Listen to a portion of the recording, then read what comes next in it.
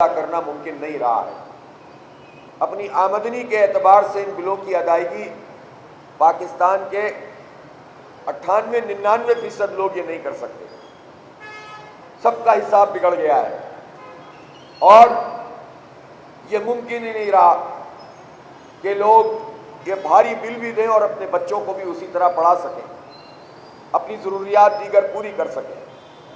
اور پھر جب کھانے پینے کی چیزوں کے اوپر بھی ٹیکس لگا دیتے ہیں، 18% انہوں نے ٹیکس لگا دیا بنیادی اشیاء خورد و نوش پہ، بچوں کے دودھ تک پہ ٹیکس لگا دیا، تو اس کے بعد لوگ کیا کھائیں پئیں، کیا بل دیں، جو کرائے پہ رہتے ہیں وہ کیا کرایہ ادا کریں، جو کاروباری چھوٹے لوگ ہیں وہ کیا کریں۔ اب تو بڑے کاروباریوں کی چیخیں نکل گئی ہیں اور وہ کہہ رہے ہیں کہ ہماری صنعت نہیں چل رہی، کیونکہ حکومت کی جو ظالمانہ پالیسی ہے، اس ظالمانہ پالیسی کے نتیجے میں صنعتیں بند ہو رہی ہیں۔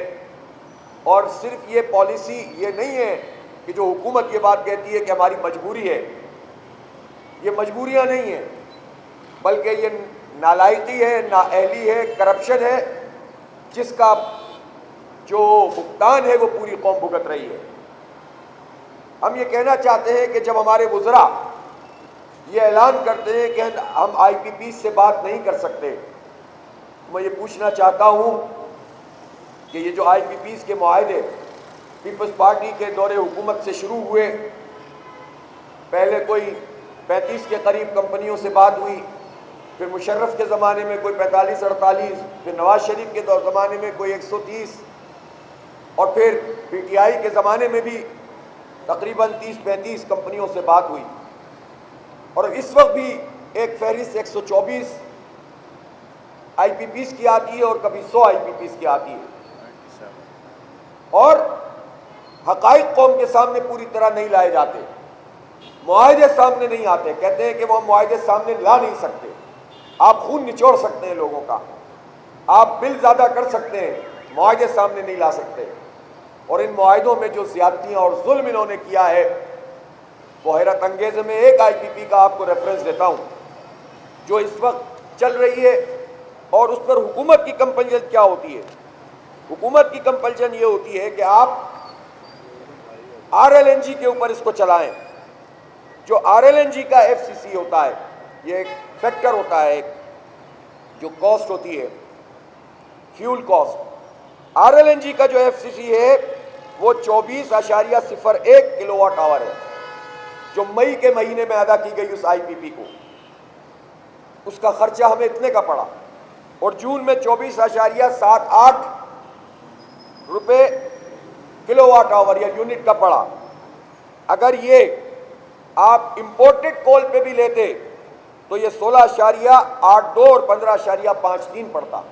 اس کا مطلب کیا ہے کہ تقریباً 7 سے 9 روپے کا فرق ہے۔ آر ایل این جی ان کو پرووائڈ کی گئی اور ان سے کہا گیا کہ یہ کاسٹ شامل کرو اور امپورٹڈ کول تک، اور اگر یہ تھر کول پہ ہوتا تو یہ امپورٹڈ کول کا بھی تقریباً آدھا ہوتا، 40% کم ہوتا۔ تو آپ اندازہ کر سکتے ہیں کہ آر ایل این جی کیوں استعمال کروا رہے ہیں۔ آر ایل این جی اس لیے استعمال کروا رہے ہیں کہ انہوں نے ناجائز معاہدے کیے ہوئے ہیں، انہوں نے کک بیکس لی ہوں گی تبھی تو یہ معاہدے ہوئے ہوں گے، اور انہوں نے یہ غلط وقت کے اوپر اس کی خریداری اور بڈنگ کی بات کرتے ہیں۔ ان کی نااہلی کا عذاب پوری قوم بھگتتی ہے، پھر یہ کہتے ہیں کہ ہم کچھ کر نہیں سکتے، یہ سب کچھ کر سکتے ہیں۔ کل ہم نے یہ مطالبہ کیا ہے اور یہ پوری قوم کا مطالبہ ہے کہ وزیر اعظم اعلان کریں کہ وزیر اعظم اور وزرائے اعلیٰ اور گورنرز اور وزراء اور سارے سرکاری افسران وہ 1300 سی سی سے زیادہ کوئی گاڑی استعمال نہیں کریں گے۔ سرکار کی کوئی گاڑی 1300 سی سی سے زیادہ استعمال نہیں ہوگی۔ جب یہ اعلان، اس اعلان کو کرنے میں انہیں کون روکتا ہے؟ کون سا بین الاقوامی معاہدہ اس میں رکاوٹ ہے جس میں وزیر اعظم یہ کام نہیں کر سکتے؟ ان کو بیٹھنے کے لیے اگر الگ کرسی چاہیے تو چلیں سیٹ ویٹ لگوا لیں وہ اپنی گاڑی میں، ہمیں کوئی اعتراض نہیں ہے، 1300 سی سی میں بھی وہ والی سیٹ لگوا لیں جو انہیں چاہیے ہوتی ہے، لیکن قوم کے اوپر تو یہ عذاب مسلط نہیں کرے۔ کہتے ہو نہیں سکتا۔ صرف اس قدم کے اٹھانے سے 350 ارب روپے کا فائدہ پاکستانی قوم کو ایک سال میں ہو سکتا ہے۔ ایک اندازے سے جو کیلکولیشن ہے، یہ بہت محتاط کیلکولیشن میں آپ کو بتا رہا ہوں، ان کی بڑی بڑی گاڑیوں کا پیٹرول جو ایوریج بھی اگر دیکھیں جو بڑی گاڑیاں ہوتی ہیں وہ 5 کلومیٹر پر لیٹر پڑتا ہے۔ محتاط لگائیں آپ، تو یہ کون بھگتتا ہے؟ یہ ہم بھگتتے ہیں۔ 1 لیٹر کے جو رقم ہے وہ ہم بھگتتے ہیں۔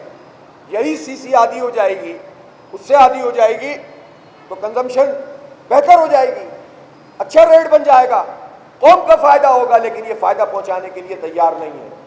پھر ان کا طریقہ واردات کیا ہوتا ہے؟ سرکار کی گاڑی انٹائٹلمنٹ جو ہوتی ہے اگر وہ 1300 سی سی ہے تو ادھر ادھر کی پول کی گاڑیاں پکڑ کے یہ کوئی 4000 سی سی والی، کوئی 3000 سی سی والی اپنے پاس رکھ لیتے ہیں، اور پھر وہ گاڑیاں کھلی چلتی ہیں سرکار کے خرچے پر، اور وہ خرچہ سرکار کا نہیں ہوتا، وہ خرچہ ہمارے پاکستان کے عوام کا خرچہ ہوتا ہے جو ہم اپنے بلوں میں دے رہے ہوتے ہیں اور ٹیکسوں کی صورت میں دے رہے ہوتے ہیں۔ تنخواہ دار کا ٹیکس کٹ رہا ہوتا ہے تو ان کی گاڑی چل رہی ہوتی ہے، تو ہم ان کی گاڑیوں کے لیے ٹیکس کیوں دیں؟ اگر ان ساری بڑی گاڑیوں کو، ہمارا اندازہ ہے کہ 4 سے 4.5 لاکھ گاڑیاں سرکار کی اگر تمام پورے ملک کا جائزہ لیں گے تو موجود ہیں۔ بہت محتاط ہو جائیں، میں تو ایگزیکٹ کیلکولیشن ابھی کروا رہا ہوں، انشاءاللہ کل تک سارے حقائق قوم کے سامنے لائیں گے۔ اگر 1 سے 1.5 لاکھ گاڑیاں بھی جو 2000 سی سی سے اوپر کی ہیں، 3000 سی سی کی ہیں، اس کو اگر فروخت کیا جائے تو یہ 1000 سے 1500 ارب روپے آپ کو ابھی مل جائیں گے، جو ایک بہت بڑی اماؤنٹ ہے قوم کو ریلیف دینے کے لیے۔ تو یہ اپنی مراعات کم نہیں کرنا چاہتے، اور قوم کو یہ کہتے ہیں کہ ہم آئی پی پیز کے معاہدے ریوائز نہیں کر سکتے، ہم جو ہیں وہ بجلی کی قیمت کم نہیں کر سکتے، ہم گیس کی قیمت کم نہیں کر سکتے، پیٹرول کی لیوی کم نہیں کر سکتے۔ کیوں؟ اس لیے کہ آئی ایم ایف کہتا ہے کہ یہ نہ کرو۔ اگر آئی ایم ایف یہ بات کہتا ہے تو آئی ایم ایف کو تو پیسے چاہیے، ان کو تو یہ ایشورنس چاہیے کہ آپ کلیکشن کر رہے ہیں کہ نہیں کر رہے، تو آپ عوام پہ سارا بوجھ ڈالیں اور اپنی عیاشیاں کم نہ کریں۔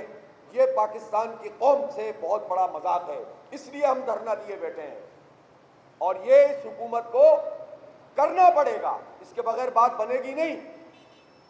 اور مجھے خوشی ہے کہ ہم نے اعلان کیا اور جماعت اسلامی کراچی نے اس بات کا فیصلہ کیا ہے کہ کل سے وہاں پر گورنر ہاؤس پہ تاریخی دھرنا شروع ہونے جا رہا ہے انشاءاللہ تعالی۔